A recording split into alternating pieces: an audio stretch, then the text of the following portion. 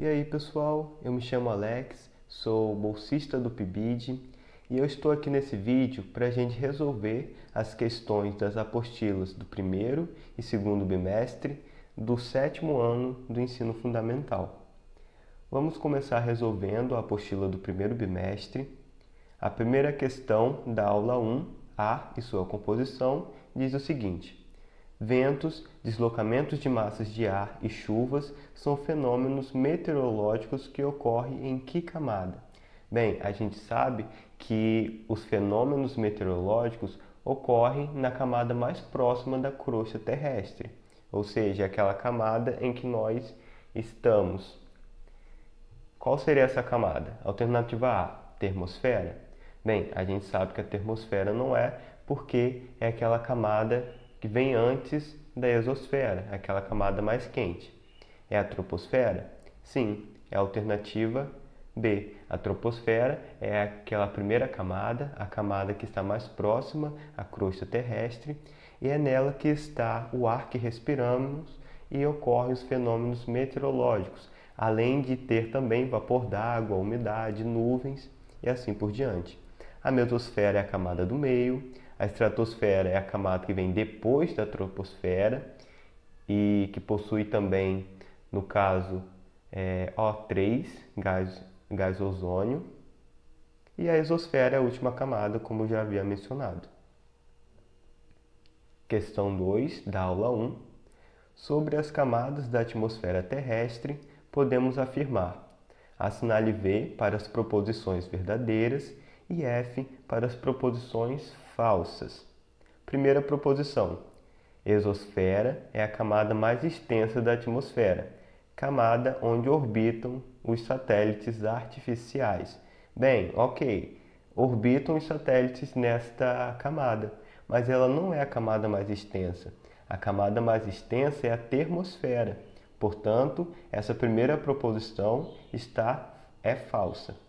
Segunda proposição: troposfera é a primeira camada da Terra. É nela que ocorrem os fenômenos climáticos. Ok, verdadeiro. Primeira camada e ocorrem os fenômenos climáticos. Terceira proposição: termosfera é a última camada da atmosfera. Nessa camada, o ar é muito rarefeito. Bem, a última camada é a exosfera e não a termosfera. Portanto, essa proposição é falsa. Última proposição: estratosfera inicia-se a partir da troposfera, onde quase não há umidade. Correto. Logo depois da troposfera, nós temos a estratosfera. E a umidade, o vapor d'água, ele está, na sua maioria, na troposfera e não na estratosfera. Isso significa que a umidade nas próximas camadas tem uma menor quantidade. Por isso que quase não há umidade na estratosfera, porque a maioria da umidade está na troposfera. Então, a alternativa correta é a letra C. Falso, verdadeiro, falso, verdadeiro. Agora, passando para a primeira questão da aula 2, efeito estufa. Ela diz o seguinte: estudos científicos têm demonstrado que o efeito estufa vem contribuindo para a elevação média das temperaturas no planeta. Esse fenômeno é um processo, alternativa A, natural, porém intensificado pela ação humana. Correto. O efeito estufa é algo que já ocorre na Terra e a ação humana intensifica o efeito estufa. Lembrando que o efeito estufa é algo essencial para a vida na Terra, o problema é o seu agravamento, e esse agravamento vem sendo intensificado pela ação humana por causa da emissão de CO2. Então, a alternativa correta é a letra A. Não podemos dizer que o efeito estufa é algo artificial, que ele não tem relação com atividades humanas e que ele é algo recente. Não, como diz as outras proposições. Então, a única correta é realmente a alternativa A. A questão 2 dessa aula 2 diz o seguinte: torna-se cada vez mais urgente que as sociedades e os governos tenham consciência da necessidade de diminuir a emissão dos gases do efeito estufa. Entre as práticas a seguir, Assinale a que pode ser considerada totalmente limpa, no sentido de não emitir poluentes na atmosfera. Alternativa A, utilização de fertilizantes na agricultura.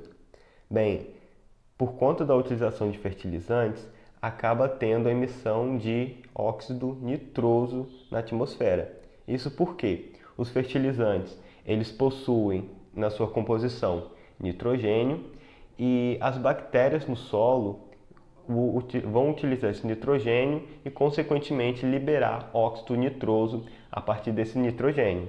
Então, e ainda esse óxido nitroso acaba sendo prejudicial, acaba aumentando, no caso, o efeito estufa.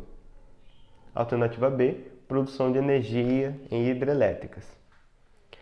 Bem, a hidrelétrica em si, ela não libera nenhum tipo de gás poluente.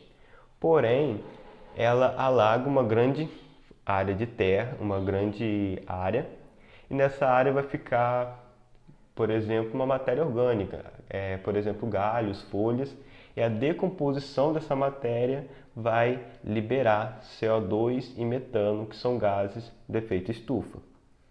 Então, podemos dizer que a hidrelétrica, de forma indireta, contribui para a emissão desses gases também, assim como a utilização dos fertilizantes.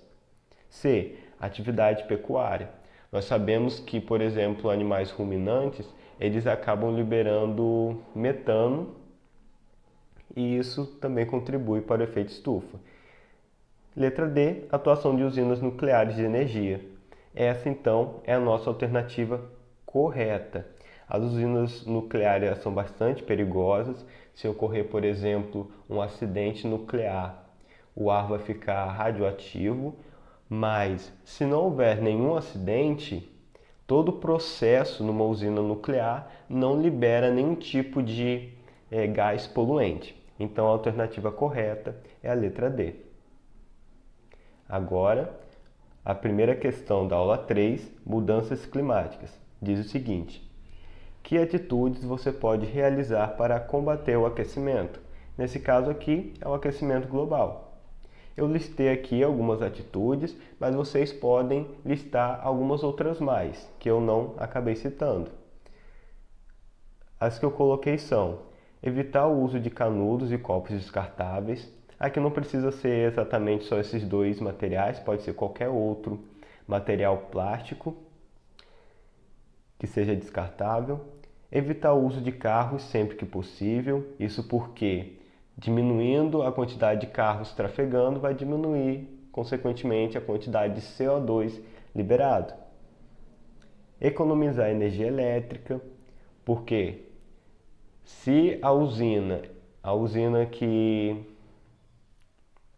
produz eletricidade, ela precisa produzir bastante energia elétrica para suprir a necessidade da população, ela precisará causar mais danos ao meio ambiente e, consequentemente, também emitindo mais CO2 à atmosfera para suprir toda essa demanda.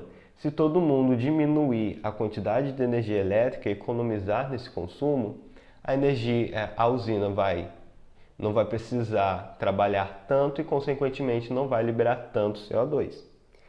E reduzir o volume de lixo e fazer o descarte correto dos resíduos. Isso porque o lixo, quando ele está sendo decomposto, acaba liberando CO2 e metano na atmosfera.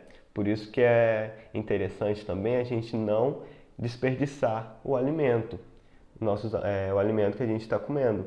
Porque aquele alimento, se ele começar a se decompor, vai liberar também gases na atmosfera, que vão contribuir para o aquecimento global. Questão 1 da aula 4 diz o seguinte: a camada de ozônio é uma região da estratosfera que tem um papel importantíssimo absorvendo grande parte da radiação ultravioleta do Sol, ou radiação UV. A destruição desta camada pode causar grandes danos de saúde ao ser humano, exceto, isso significa que está listando os danos que pode causar à saúde humana, menos um desses é um dano causado pela radiação ultravioleta. E a alternativa correta é a letra B, osteoporose. Por quê? A osteoporose ela não está relacionada com a radiação ultravioleta. Ela está relacionada com a deficiência de cálcio nos ossos. É uma doença que dá nos ossos. As outras alternativas são todas ocasionadas pelo excesso de radiação ultravioleta, como a catarata, envelhecimento precoce da pele, redução da eficiência do sistema imunológico e câncer de pele. Lembrando que radiação ultravioleta ela é até bom quando a gente está exposto a essa radiação de forma moderada, porque assim a gente consegue sintetizar a vitamina D. Mas o excesso da radiação ultravioleta que acaba sendo prejudicial. Questão 2 da aula 4 diz o seguinte: a destruição da camada de ozônio provoca o aumento da entrada dos raios ultravioleta na superfície terrestre em virtude da diminuição da concentração de ozônio. São vários os impactos causados por essa alteração. Dentre os impactos causados, assinale o que não é correto afirmar. Letra A. O aumento dos raios ultravioleta que atinge a superfície pode provocar envelhecimento precoce e câncer de pele. Sim, está correto, mas a gente quer saber que não é correto afirmar. Letra B. A exposição aos raios ultravioleta pode provocar a redução de espécies de animais, bem como alterar o DNA desses seres vivos. Ok, muitas espécies podem não acabar sobrevivendo a essa grande quantidade de raios ultravioleta e também esses raios ultravioleta podem causar mutações no nosso DNA. C. O aumento da quantidade de raios ultravioleta pode contribuir para o aumento do aquecimento global. Correto, porque se está entrando mais raios dentro da nossa atmosfera, mais esses raios vão ficar contidos na nossa atmosfera devido à absorção por meio dos gases de efeito estufa, aumentando ainda mais então o aquecimento global. Letra D. A grande quantidade de raios ultravioleta não prejudica o desenvolvimento das plantas, visto que não está associada a alterações no processo de fotossíntese. Essa é a alternativa que não é correto afirmar, a letra D. Por quê? Os raios ultravioletas realmente não estão associados a alterações no processo da fotossíntese, no caso, o aumento da quantidade dos raios ultravioleta. Mas esses raios prejudicam o desenvolvimento das plantas. Esse excesso dos raios ultravioletas, por exemplo, podem fazer com que algumas plantas não cresçam da forma esperada, devido a esse excesso de raios UV. E agora, a questão 1 da aula 5 diz o seguinte: quais as principais consequências dos terremotos? Eu listei algumas consequências, mas vocês também podem colocar outras mais. A minha resposta é deslizamentos de terras, rompimento de represas, inundações causadas por tsunamis, porque no caso um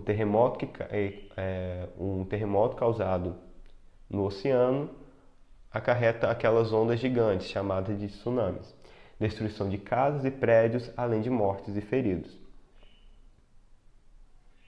Questão 2 da aula 5, fenômenos naturais, diz o seguinte: algumas atividades geológicas de enorme importância, tais como os terremotos, os vulcões e a formação das montanhas, são atividades que ocorrem na Terra. Observe no mapa a localização das zonas sísmicas e dos principais vulcões. Nós temos aqui, nesse mapa, em laranja, essa região em laranja, são as zonas sujeitas a abalos sísmicos. Em vermelho, são as zonas com intensa atividade sísmica. Notem que as zonas de atividades sísmicas estão bem em cima das zonas sujeitas a esses abalos. Os vulcões são esses pontinhos pretos. Os vulcões, em sua maioria, estão nessas regiões vermelhas, onde ocorre atividade sísmica, mas há alguns que não estão nessas regiões. Por exemplo, esses dois aqui são exceções, como vocês podem observar, aqui perto da ilha de Madagascar. Esses dois vulcões eles não estão nem nessa região laranja e nem na região vermelha. E esses pontinhos amarelos são terremotos. Também os terremotos estão bem em cima da parte vermelha, que é onde ocorre a atividade sísmica, em sua grande maioria. Continuando a questão, com base nesse mapa e em seus conhecimentos, é correto afirmar: A. Em sua maioria, as zonas sísmicas dos vulcões localizam-se no centro das placas tectônicas. Bem, eles não vão se localizar no centro das placas, porque é logo no encontro entre elas em que esses fenômenos irão ocorrer. Então, a alternativa A está incorreta. B. Somente o movimento de separação das placas tectônicas causa vulcanismo. Não. Aqui, por exemplo, no mapa, como eu mostrei, nós temos aqui vulcões ativos onde não há um encontro de placas tectônicas. Então, não é somente nessas regiões. Há exceções. Letra C. Somente o movimento de separação das placas tectônicas causa terremotos. Também não. Como bem escrito na apostila de vocês, os terremotos também podem ser ocasionados por atividades vulcânicas ou até mesmo por movimentações de gases no interior da Terra. Agora a letra D. Em sua maioria, as zonas de intensa atividade sísmica e os vulcões localizam-se nas bordas das placas tectônicas. Correto. Como a gente pode ver, os vulcões e as zonas de atividade sísmica ocorrem, em sua maioria, nas bordas. Há exceções, mas como a gente pode ver nesse mapa, uma grande parte está nessas bordas entre as placas das placas tectônicas. Então, é correto afirmar a alternativa D. Agora passando para a segunda apostila, a apostila do segundo bimestre, aula 5, atividades. A primeira questão diz o seguinte: qual a melhor definição de temperatura? Bem, a temperatura ela está associada ao grau de agitação das moléculas e quanto mais agitadas essas moléculas, essas partículas estão, maior é a temperatura. Então vamos analisar qual questão, qual alternativa nos mostra essa definição de temperatura. A. Uma grandeza associada ao grau de agitação das partículas que compõem o corpo. Até aí tudo bem. Quanto mais agitadas as partículas de um corpo, menor será a sua temperatura. Aqui que é a parte errada da alternativa, porque quanto mais agitadas as partículas estão, maior é a temperatura. É ao contrário. Então está incorreta. B. Energia térmica em trânsito. Vamos lá. Temperatura não é a mesma coisa que energia. Temperatura a gente mede, por exemplo, em graus Celsius, em graus Fahrenheit, em Kelvin. Energia a gente mede em joule, em quilocaloria, caloria. Então são grandezas diferentes. Então não posso dizer que a temperatura é uma energia térmica em trânsito. Se uma questão dizer para vocês que a temperatura é uma forma de energia ou é energia, vocês já podem dizer que está incorreto, porque temperatura e energia são coisas diferentes. D. É uma forma de calor. Não, como vocês provavelmente já viram na apostila de vocês, calor e temperatura são coisas diferentes, não é a mesma coisa. D. É a energia que se transmite de um corpo para o outro em virtude de uma diferença de temperatura. Não, novamente, temperatura não é energia. A alternativa é uma grandeza associada ao grau de agitação das partículas que compõem o corpo. Ok. Quanto mais agitadas as partículas de um corpo, maior será a sua temperatura. Então, essa é a correta. É o grau de agitação das partículas, e quanto mais agitadas essas partículas, maior a temperatura. Questão 2. Dentre as alternativas abaixo, qual a que define corretamente o que é calor? Bem, calor é uma energia térmica em trânsito, ou seja, é a energia térmica que está passando de um meio ou de um corpo para o outro. E essa transferência de energia se dá de um corpo de maior temperatura para um corpo de menor temperatura, ou seja, quando há diferença de temperatura entre eles. Isso significa que o que tem maior temperatura vai passar energia térmica para o de menor temperatura, o de maior temperatura vai começar a diminuir a sua temperatura e, consequentemente, o de menor temperatura irá aumentar a sua temperatura, até chegar a um ponto em que a temperatura desses dois se igualem, fiquem iguais. Chamamos isso de equilíbrio térmico. Então essa é a ideia do que é calor, transferência de energia de um corpo para o outro. Vamos analisar qual questão nos traz uma melhor definição do calor. A. É uma forma de energia em trânsito do corpo mais frio para o mais quente. Bem, a primeira parte estava correta, é uma forma de energia em trânsito. Quando diz trânsito, quer dizer que está passando de um corpo para um outro, ou de um meio para um outro meio. Mas essa segunda parte está incorreta, porque o calor não passa espontaneamente do corpo mais frio para o corpo mais quente. É justamente ao contrário, é do mais quente para o corpo mais frio. Então está incorreta essa alternativa. B. É uma forma de energia contida nos sistemas. Esse é um problema que muitas pessoas acabam acreditando. O calor, ele não é algo que fica contido em alguma coisa, ele não fica contido em algum corpo, não fica contido em algum sistema. O calor é sempre uma energia que está se movimentando de um meio para um outro. Quando a gente diz que um corpo absorveu calor, significa que houve uma transferência de calor para esse corpo receber energia, e ao absorver calor, ele tem agora energia térmica armazenada, mas não tem calor armazenado no seu corpo. É incorreto a gente dizer isso. Então, a gente tem que lembrar, calor, ele não fica contido em algo. Ele é sempre uma energia que está se movimentando de um corpo para o outro, ok? Uma energia térmica.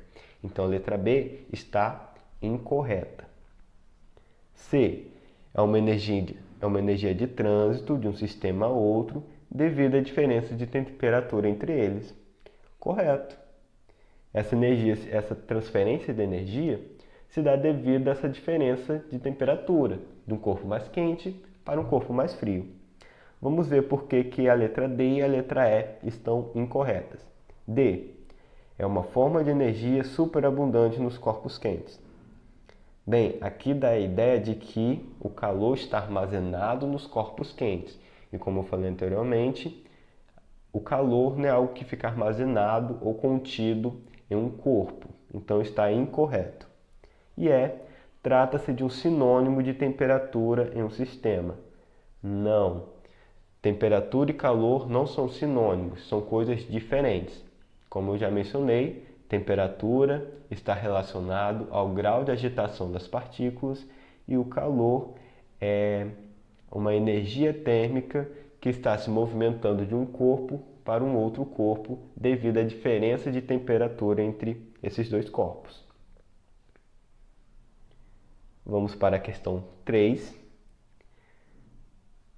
Diz o seguinte: as sensações de quente e frio que experimentamos quando tocamos alguns corpos determinam as suas temperaturas. Em função da temperatura de um corpo ser maior ou menor que a temperatura do nosso corpo, ele nos parecerá quente ou frio. Até aqui está nos dando uma ideia do que é a sensação térmica. Dessa forma, podemos concluir que a temperatura é uma grandeza física que mede, como a gente já está sempre mencionando aqui, a temperatura mede o grau de agitação das moléculas ou o grau de agitação das partículas, ok? Questão 4. Qual a correspondência das escalas Celsius e Kelvin para a temperatura de 20 graus Fahrenheit? Vocês têm as fórmulas que a gente pode corresponder a essas escalas. Esse TC é temperatura em Celsius, TF, temperatura em Fahrenheit e TK, temperatura em Kelvin. Isso significa que eu posso dizer que a temperatura em Celsius dividido por 5 é igual à temperatura em Kelvin menos 273 dividido por 5. Ou ainda, posso dizer que a temperatura em Fahrenheit menos 32 dividido por 9 é igual à temperatura em Kelvin menos 273 dividido por 5. Ou ainda, temperatura em Celsius dividido por 5 igual à temperatura em Fahrenheit menos 32 dividido por 9. Isso significa que eu posso mudar as escalas dessas temperaturas a partir dessa fórmula aqui. E a questão quer que a gente diga qual é a temperatura em Celsius e em Kelvin de uma que está em 20 graus Fahrenheit. Vou pegar essa primeira parte da fórmula, de Celsius para Fahrenheit. No lugar de Fahrenheit, eu vou colocar esses 20 graus Fahrenheit, ou no caso só o número 20. 20 menos 32 é igual a menos 12. A gente tem que lembrar de colocar esse sinal negativo. 20 menos 32 igual a menos 12. Agora, eu pego esse 5 que está dividindo com a temperatura em Celsius e passo para o outro lado da equação multiplicando. Está aqui. Menos 12 vezes 5. Menos 12 vezes 5 é igual a menos 60. A gente pode pensar, menos 12 vezes 10 é igual a 120. Menos 12 vezes 5, que é a metade de 10, será 60, que é a metade de 120. A gente pode pensar dessa forma. No caso, menos 60. A gente não pode esquecer desse sinalzinho aqui de menos. E agora, menos 60 dividido por 9 é aproximadamente menos 6,7 graus Celsius. Então, essa é a nossa temperatura em graus Celsius. Lembrando novamente, a gente não pode esquecer do sinal e não pode esquecer de colocar a unidade que é graus Celsius. E agora, para passar essa mesma temperatura para Kelvin, eu posso pegar essa parte aqui da fórmula, temperatura em Fahrenheit para Kelvin, mas também, como agora eu encontrei a temperatura em Celsius, eu posso colocar essa parte aqui, temperatura em Celsius para Kelvin. Tá? Vocês podem utilizar dessas duas formas, mas eu que escolhi dessa segunda forma aqui, ok? Que eu acho mais fácil trabalhar dessa forma. Vamos lá. Eu tenho esse 5 que está dividindo na parte da temperatura em Kelvin menos 273, passo para o outro lado da equação multiplicando, está aqui, está multiplicando agora com a temperatura em Celsius. 5 dividido por 5 é igual a 1. Então, isso significa que temperatura em Celsius é igual a temperatura em Kelvin menos 273. 5 dividido por 5 igual a 1. É como se aqui fosse 1 vezes a temperatura em Celsius, tá? Mas a gente não precisa colocar o número 1. Agora a gente substitui, a gente vai colocar então esse menos 6,7 graus Celsius na temperatura em Celsius. Tá aqui, menos 6,7.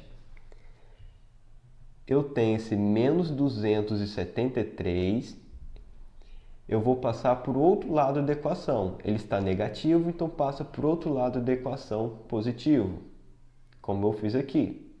Menos 273 passou para o outro lado da equação, positivo. Então, agora é só a gente resolver.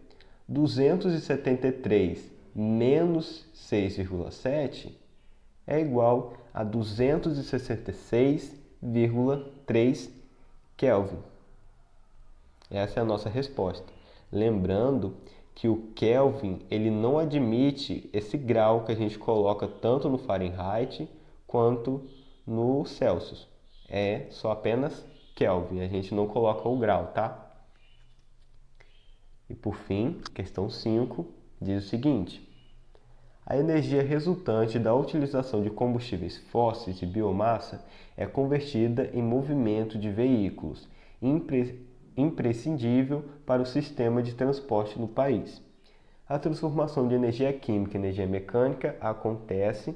Eu quero saber em que ponto ocorre essa transformação, essa queima do combustível para transformar, no caso, utilizar essa queima e realizar trabalho, ou seja, no caso, energia mecânica, nos motores, no motor do carro.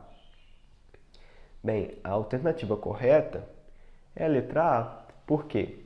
Eu tenho combustível, por exemplo, vamos pensar na gasolina. Eu vou realizar combustão dessa gasolina, ou seja, queimar a gasolina. Essa gasolina, ao queimar, vai gerar gases. E esses gases, eles vão começar a mover pistões que estão lá dentro do motor. E o movimento desses pistões vai fazer com que o carro possa se movimentar. As outras etapas são etapas que ocorrem sim no movimento de um veículo, mas não é nela que vai ocorrer essa transformação, essa combustão para que tenha essa transformação de energia em energia mecânica, no caso aqui, energia térmica. Vamos lá, vamos ver essas alternativas. Na carburação com a difusão do combustível no ar. Não está relacionado a isso. Na ignição, quando a energia elétrica é convertida em trabalho. Sim, ocorre uma ignição, tem uma centelhinha elétrica lá para fazer com que inicie a combustão, mas não é ela que vai fazer essa transformação da energia térmica para energia mecânica. É só para ela só dar a função dela só iniciar o processo. Na exaustão, quando os gases quentes são expelidos para trás. Não é por isso que o carro está andando, não é porque ele está expelindo o gás lá naquela parte de trás do carro que está andando. E nos eixos que transferem torque às rodas e impulsionam o veículo. Não é nessa parte que tem essa transformação de energia, ok? Essa parte é importante, claro, para o carro se mover, mas não é nela que há a transformação de energia que a questão está pedindo. Então a única alternativa correta mesmo é a letra A, em que há uma combustão e por meio dessa combustão nós teremos agora uma energia mecânica, uma energia de movimento que vai fazer com que os pistões no motor passem a se mover. Bem, chegamos ao fim dessas nossas resoluções. Espero que tenham gostado e bons estudos a todos.